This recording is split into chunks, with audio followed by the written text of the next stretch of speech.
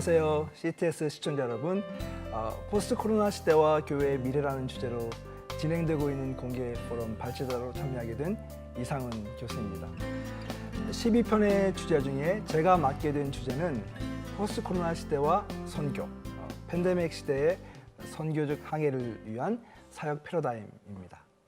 CTS 방송을 통해서 전해지는 이 공개 포럼이 코비드19라는 혼란의 시기를 헤쳐나가는 저와 여러분 모두에게 유익하고 의미 있는 시간이 되기를 간절히 소망해 봅니다. 21세기에 살아가고 있는 우리에게 코로나19와 함께 위기가 찾아왔습니다. 많은 이들은 이 위기가 역사상 단 한 번도 경험해 보지 못한 위기라고 이야기합니다. 이 위기가 사회의 구석구석을 뒤흔들고 있습니다. 물론 직접적인 상황은 이 바이러스라고 하는 인간의 능력 밖에서 발생한 사건처럼 보이지만 실상은 우리 시대의 부산물임을 부인할 수가 없습니다. 유명한 사회학자죠. 울리백이 이런 이야기를 했습니다.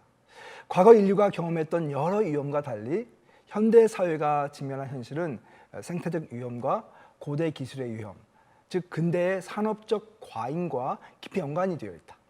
인류가 그토록 자랑해왔던 모든 발전의 집합이 코로나 바이러스라고 하는 괴물을 낳은 것입니다.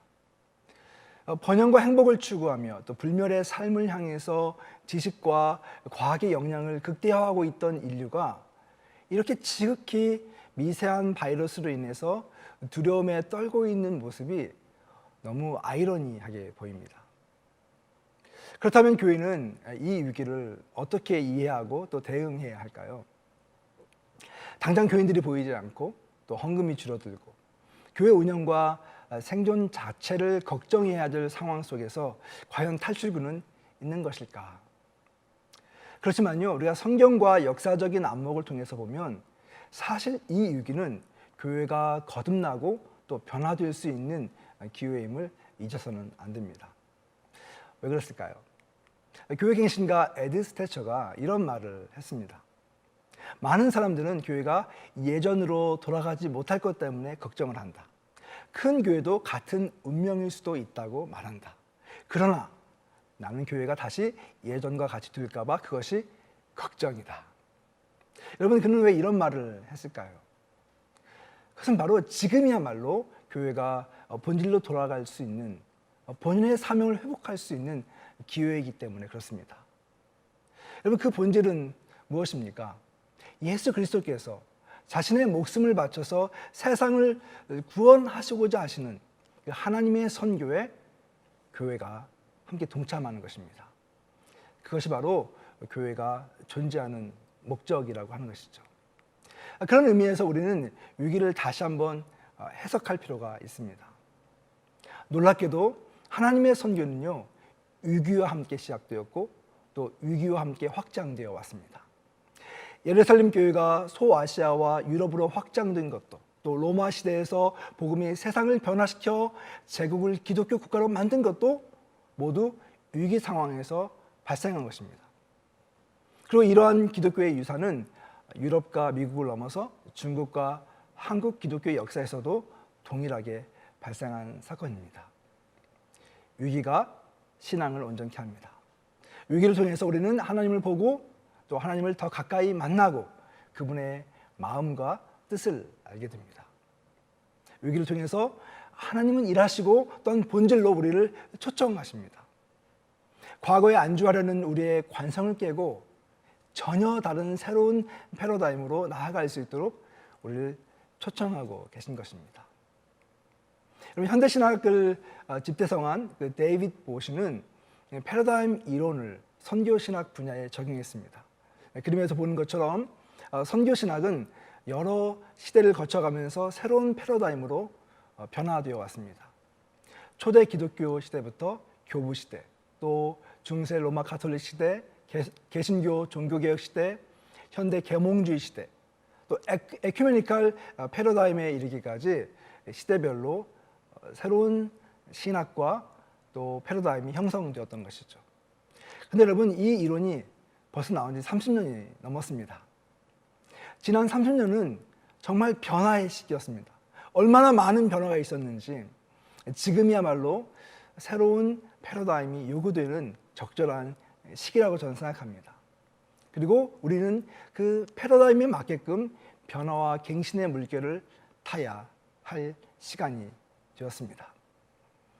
자, 그렇다면 새로운 선교를 논하기 위해서 과거의 옛 패러다임은 어떤 것이 있을까요? 선교학자 조나단 봉크는 그의 책 Missions and Money에서 그리스도인의 청지기직은 우리가 어떤 것을 하느냐가 아니라 무엇이 되느냐에 있다, 이렇게 말을 했습니다. 기술이 아니라 삶의 방식이 중요하다고 말을 했죠. 선교의 본질적 과업이 doing이 아니라 being에서부터 시작된다는 그의 주장은 여전히 매우 중요합니다. 우리의 선교를 뒤돌아보면서 우리 또한 동일한 질문을 해야 하지 않을까, 이런 생각을 해봐요. 과연 우리는 존재론적으로 바른 길을 걷고 있는가라고 하는 것이죠. 사실 한국교회는 지난 20년, 30년 동안 선교적 사명을 이루기 위해서 많은 희생과 노력을 감당해 왔습니다. 그 결과 3만 명에 육박하는 해외 선교사를 파송하고 또 세계 2위 파송 국가라고 하는 훈장 같은 것도 받게 되었습니다. 이름도 없이 빚도 없이 이 사명을 이루기 위해서 많은 희생을 감당한 그런 선교사님들도 우리 주변에 많이 계십니다.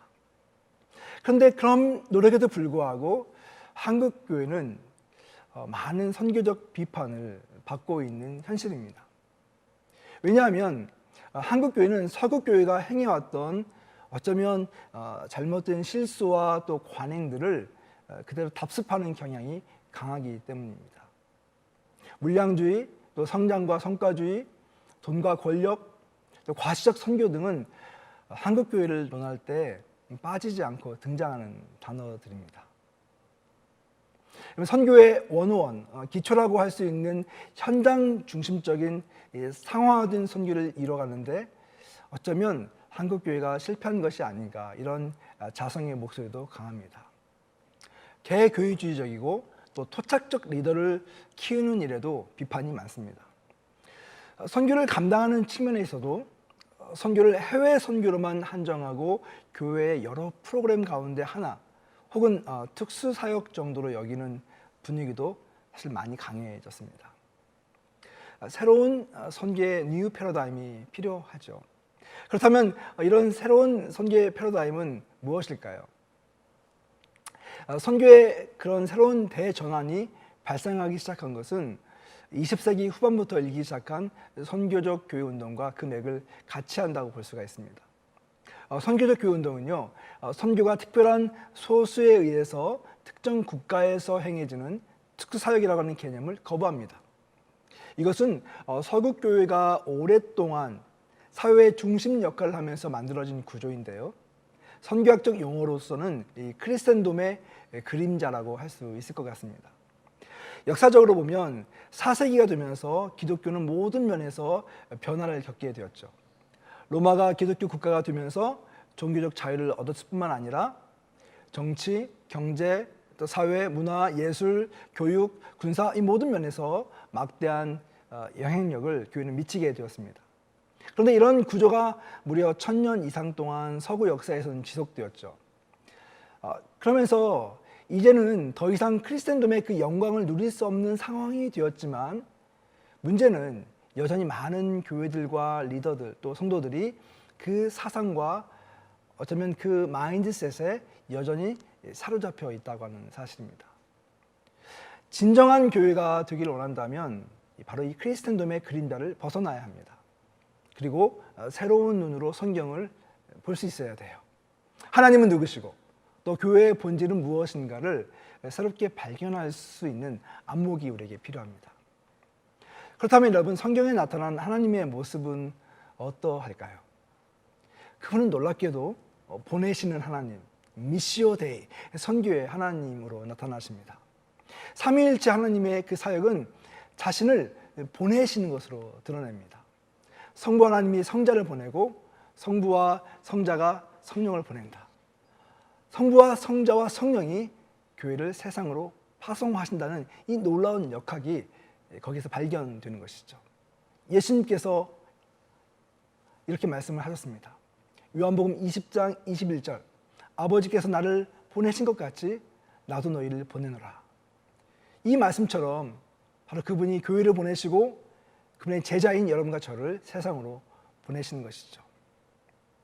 그런 관점에서 우리는 선교사가 누구인가, 선교지는 어디인가에 대한 새로운 시각을 갖게 됩니다.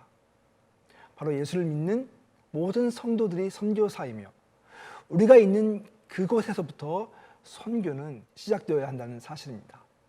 바로 이런 맥락에서 선교적 교회론이 등장하게 된 것입니다.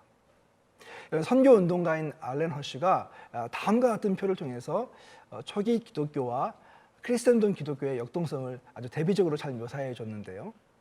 여러분 한번 차트를 보면서 생각해 보세요. 초대교를 보면요, 그때는 지금처럼 구별된 건물도 없었고 또 모일 장소도 없었습니다. 그들은 사회적 약자였었고 또 도망을 다녀야 했었고 믿음으로 인해서 박해를 받고 힘없고 무식하고 가난한 사람들이었습니다. 기독교 신앙을 갖는 것 자체가 불법이었기 때문에 그들은 가정에서 모여서 숨어서 예배를 드려야 했습니다. 그런데 놀라운 것은 교회가 살아있었다는 사실입니다. 모든 성도들이 부르심의 사명을 가지고 각자에게 주어진 은사를 활용해서 사역을 감당했습니다. 모든 성도가 선교적 삶을 살아내는 진정한 교회, 선교적 교회의 모습을 띠고 있었던 것이죠. 그러나 교회가 국교가 되고 또 사회 중심부에서 자리 잡으면서 그 역동성은 순식간에 사라졌습니다. 화려한 건물과 또 복잡한 제도와 견고한 신학과 어쩌면 소수의 성직자 중심의 교회로 변화되면서 교회의 선교적 동력은 급격히 상실되는 그런 일이 발생하게 되었죠. 모두가 선교사라고 하는 이 생각보다는 이 일은 나 말고 다른 누군가의 일이라고 믿는 이런 생각들이 굉장히 편만해지게 되었습니다. 선교적 교회론은요, 교회의 본질 회복을 강력히 주장합니다. 선교가 하나님의 본성으로부터 발생하는 행위라면 선교는 교회의 최우선적인 활동이 되어야 한다는 이 사실을 우리는 믿고 받아들입니다. 그리고 그 사역에 모든 성도들이 참여해야 한다고 우리는 믿습니다. 만약 그런 인식이 회복된다면 여러분 교회의 사역 역학도 바뀌게 되지 않을까요? 여러분 미래를 예상해 보면 어떤 그림이 그려지십니까? 그림에서 보여지듯이 교회가 위치한 상황은 어쩌면 지금보다 훨씬 더 열악하고 힘든 그런 여건이 될 것입니다. 문화의 어떤 중심적 역할과 특권을 포기해야 될 수도 있습니다. 교회는 더 이상 사회를 통제하지 못할 것이고 그 영향력도 많이 약해질 것입니다. 그렇지만요, 만약 교회가 진정한 선교적 DNA를 회복한다면 또 시대와 상황을 선교적으로 보고 모두가 주님이 주신 지상명령을 이뤄나가기 위해서 노력한다면 교회는 더욱더 올게닉하게 움직이고 또 성령께서 이끄시는 사역에 참여하면서 마치 초대교회처럼 이 시대를 향한 진정한 복음의 사명을 감당할 수 있는 공동체가 될 것입니다. 그런 교회가 진정한 교회가 아닐까요? 우리가 그런 꿈을 꾸고 또 회복해야 하지 않을까요? 만약 우리가 그런 뜨거운 가슴을 가질 수 있다면 교회의 고민과 방향은 달라질 것입니다. 교회의 수적 성장이 아니라 어떻게 성도들을 훈련하고 무장시킬 수 있을 것인가? 그들을 어떻게 세상에 내보내고 그곳에서 그리스도의 사랑을 전하며 또 복음으로 세상을 변화시킬 수 있을 것인가? 어떻게 선교적 공동체가 교회는 될 것인가? 그리고 어떻게 그 본질적 사역에 몰입하게 될 것인가? 선교가 바로 교회 전체 모든 성도들의 사명이 될 때 그 흐름은 대전환을 이루게 될 것입니다. 이제 마지막으로 포스트 코로나 시대의 선교는 어떻게 진행되어야 할까요?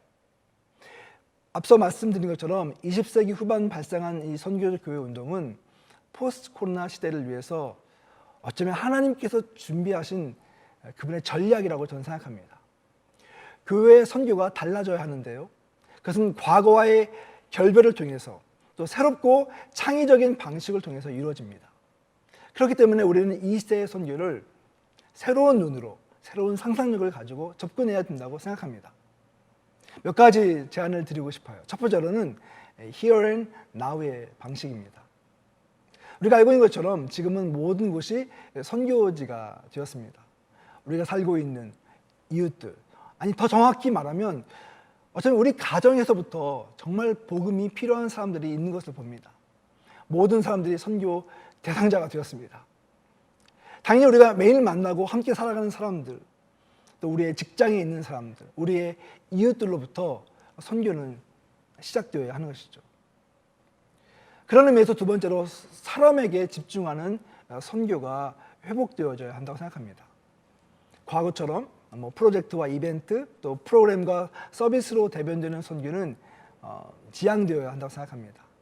예수의 사역으로 돌아가야 합니다. 예수님께서 공생애 동안 철저하게 소수의 사람들에게 집중하시면서 자신의 모든 것을 바쳐서 그들을 제자로 세우셨고, 또 그 삶을 드린 것처럼 우리 또한 그 길을 따라가야 하지 않을까요? 여러분, 미래를 생각해 보면 지금보다 훨씬 더 관계성에 목마른 시대가 될 것이 분명합니다. 믿을 수 있는 소수의 사람들에 대한 그 중요성, 그래서 소그룹과 공동체, 이것이 굉장히 중요하게 되겠죠. 그런 의미에서 사람들을 객체로 여기지 않고 함께 살아가는 존재로 인정하면서 신뢰의 관계를 쌓고 복음을 전하는 방식이 매우 중요할 것입니다. 세 번째로는 공동체적 선교의 중요성입니다. 선교적 교회 운동의 가장 큰 특징 중에 하나는 성도들이 일상의 삶을 함께 살아가면서 세상에 대한 공동체가 되어 복음을 전하는 삶을 산다는 것입니다. 우리는 어떻게 성도들을 세상에 보낼 것인가? 이것이 굉장히 중요한 질문인데요. 우리는 이것을 홀로 보내는 사역을 하는 것이 아니라 함께 공동체로서 존재하고 또 세상 속에서 선교적 삶을 함께 살아갈 수 있도록 돕는 사역을 하기 원합니다. 그것이 바로 선교적 공동체, 미셔널 커뮤니티의 의미인 것이죠. 선교는 혼자서는 힘이 듭니다. 함께 손을 붙잡고 가난하고 약한 자들 찾아가고 그들의 필요를 채워주고 지역사회의 일원으로서 책임감 있는 삶을 살게 될 때, 또 그것을 통해서 복음을 전하게 될 때 세상은 감동을 받고 또 복음을 새롭게 인식하면서 받아들이게 될 것입니다. 우리의 삶의 모습이 복음을 전하는 통로가 된다고 하는 것이죠. 그런 의미에서 선교사 중심에서 현지인 중심으로, 또 사역자에서 평신도 중심으로의 그 중심축이 이동되어야 한다고 저는 생각합니다. 선교가 어떤 특수한 사람들의 것이 아니라면 선교 역시 선교사 중심이 아닌 현지인 중심, 또 목회자 대신에 평신도 중심의 선교가 되어야 하겠죠. 이제까지 우리는 너무나 현지인들과 평신도들의 능력을 과소평가해 온 것은 아닌가.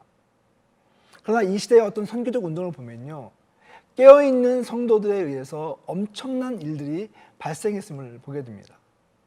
하나님은 이미 모든 성도들에게 선교적 능력과 DNA를 불어넣어 주셨습니다. 그렇기 때문에 우리는 그것을 믿고 신뢰하면서 활용할 수 있어야 된다고 생각해요. 모이는 교회에서 흩어지는 교회로 그들을 훈련시켜서 풀어주는 구조가 되어야 합니다. 다섯 번째로는 온라인 선교의 가능성과 중요성을 인식하고 선교적 도구로 활용하는 일입니다. 여러분, 온라인은 새로운 선교의 영역입니다. 왜 온라인 선교인가 누군가 저에게 묻는다면 그곳에 가장 많은 사람들이 모여있기 때문이라고 말하고 싶습니다. 여러분, 온라인과 디지털 사역은 선교의 새로운 기회를 제공합니다. 누군가 말한 것처럼 온라인은 상상한 것만큼 확장되어집니다. 그렇기 때문에 우리가 새로운 의식과 또 창의력을 가지고 접근하면서 새로운 컨텐츠를 개발하고 또 진정성을 가지고 접근하게 될 때 선교의 영역은 우리의 상상을 넘어서 확장되어져 가는 그런 놀라운 일들을 경험하게 될 것입니다. 마지막으로 네트워크를 통한 선교가 중요합니다. 하나님의 나라는 네트워크를 통해서 이루어집니다. 개교의 중심적인 사역으로는 선교적 사명을 감당할 수가 없습니다. 교회가 서로 연결되고 연합해야 합니다. 성도들도 이제는 더 긴밀히 연합되어야 합니다. 하나님의 나라를 위해 더 큰 생태계를 만들고 발전시켜 나가야 하는 것이죠. 말씀을 맺습니다. 여러분, 하나님은 오늘도 살아계시고 또 우리보다 앞서 행하시고 계신다고 하는 사실을 우리는 믿었으면 좋겠습니다. 그 하나님이 여러분과 저를 향해서 손을 흔드시면서 선교의 현장으로 초청하고 계십니다. 이제 교회가 생존을 넘어서 더 본질적인 소명에 민감할 수 있기를 바랍니다. 하나님의 나라를 위한 모험의 초대에 믿음으로 반응하면서 그 믿음의 항해를 기꺼이 감당하는 한국교회가 될 수 있기를 간절히 소원해 봅니다. 오늘 이 짧은 시간을 통해서 포스트 코로나 시대와 교회의 미래를 생각하며 포스트 코로나 시대와 선교라는 주제를 함께 나눠봤습니다. 12편으로 준비된 이번 온라인 공개 포럼을 통해서 코비드19 시대의 고민을 함께 나누고 또 지혜를 구하며 새로운 세상을 향해 열어가는 복된 시간이 이어지기를 기도합니다. 함께 해주신 여러분께 감사드리고 또 계속 많은 관심으로 시청해 주시기를 바라겠습니다. 감사합니다.